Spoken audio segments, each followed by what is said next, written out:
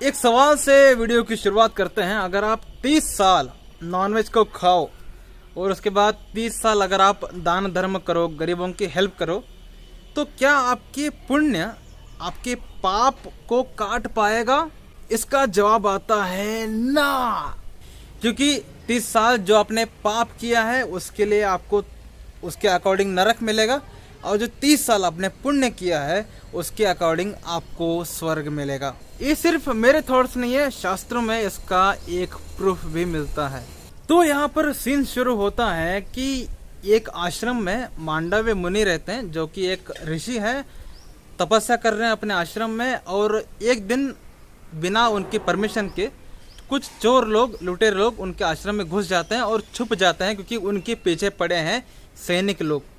और जिस वक्त सैनिकों को पता चलता है कि आश्रम में चोर लोग छुपे हुए हैं, तो चोरों को भी पकड़ते हैं, उनके साथ साथ मांडव्य मुनि को भी पकड़ते हैं, क्योंकि उनको लगता है कि मांडव्य मुनि उनके लीडर हैं, यहाँ पर ऋषि बन के उनको झांसा दे रहे हैं। और राजा के सामने जाकर जब सुनवाई होने लगी तो राजा ने बोला सबको शूली पर चढ़ा दो, क्योंकि सब ने गलती किया है। और शूली पर चढ़ने का मतलब क्या है कि पिछवाड़े से मुंह के ऊपर पूरा रॉड डाला जाएगा और मरने तक छोड़ा जाएगा। और सारे के सारे चोर तड़प तड़प के मर गए, लेकिन मांडव्य मुनि क्योंकि एक ऋषि है, साधु है, तो उनके पास ये शक्ति है कि जिसकी वजह से वो मर नहीं रहे और उनके दर्द भी नहीं हो रहा उसका।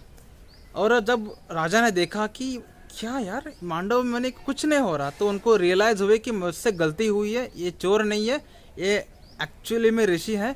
तो वो क्षमा मांग करके मांडव्य मुनि को रिलीज करते हैं। जब मांडव्य मुनि रिलीज होते हैं तो उनके मन में एक क्वेश्चन आता है कि मैं जब से मुझे कॉन्शियसनेस आई है, मैं तपस्या में लीन हूँ, मैं एक साधु पुरुष हूँ, तब भी मुझे किस पाप का ये दंड मिला?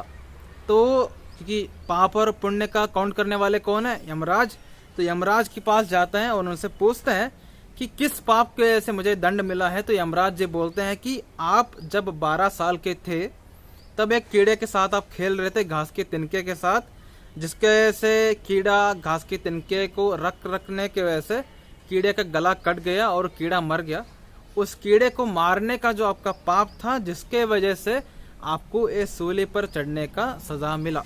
भाई कीड़े को मारने पर सूली पर चढ़ाया जाता है, तो हमने कितने सारे पाप किए हैं भाई, हमको कितना सजा मिलता होगा। वापस टॉपिक पे आते हैं। तो मांडव्य मुनि के इस एग्जाम्पल से हम समझ सकते हैं कि तपस्या करके, पुण्य अर्जित करके भी उनका जो पाप था वो खत्म नहीं हुआ था। तो इस एग्जाम्पल से हम समझ सकते हैं कि ना ही दान से ना ही तपस्या से हम अपने पापों को काट सकते हैं।